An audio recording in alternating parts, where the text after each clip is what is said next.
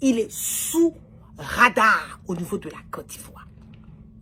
Et je vais inciter les autorités françaises à regarder un peu plus loin que ça. Parce que selon les informations que j'ai reçues, il y a des ministres, des DG, je vais lire, voilà, selon mes sources.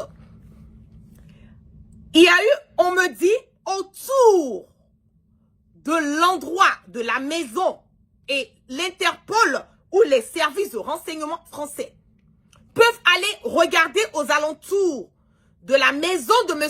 Hassan Dakala, ce Ivoiro libanais. Ils vont voir que il y a des ministres, il y a des DG, il y a des procureurs, il y a des généraux, il y a des influenceurs qui vont prendre de l'argent avec ce monsieur. Et selon l'information que j'ai reçue, monsieur Dakala est en train de construire une balèze maison pour le fils. Je vous dis que ce n'est pas le frère, mais pour le fils de Ouattara du nom de Photocopie. Je vais revenir ici et vous lire et vous montrer une partie où le nom de Photocopie a été impliqué et sous investigation en ce moment et à cet instant-ci au niveau de la France. Qu'est-ce qu'on nous dit de pour Photocopie? Donnez-moi une seconde, je vais revenir sur pour lui. On nous dit que,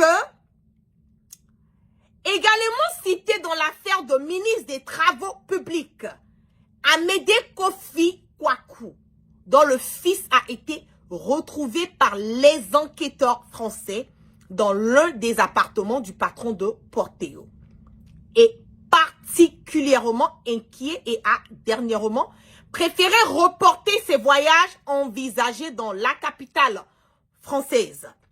Contacté, il n'y a pas donné suite aux sollicitations et tout comme Téné Birahima Ouattara, d'autres ministres pourraient être éclaboussés par l'affaire et plusieurs d'entre eux contactés assurent n'avoir rien à se reprocher et minimisent la nature de leur relation avec Hassan Dakala. Mais ce qu'ils oublient, c'est que l'Ivoiro-Libanais du nom de Hassan Dakala, il a son chauffeur, je l'ai dit au début de mon direct, qui a été arrêté et qui a passé des mois en détention. Ce monsieur a été relâché.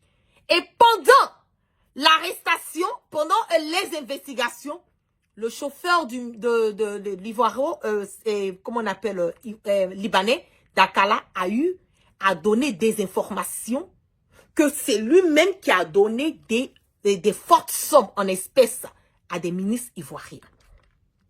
Contre-attaque. Pour assurer sa défense, Hassan Dakala s'est attaché les services de l'avocat David Olivier Kamensi qui a été contacté, voilà.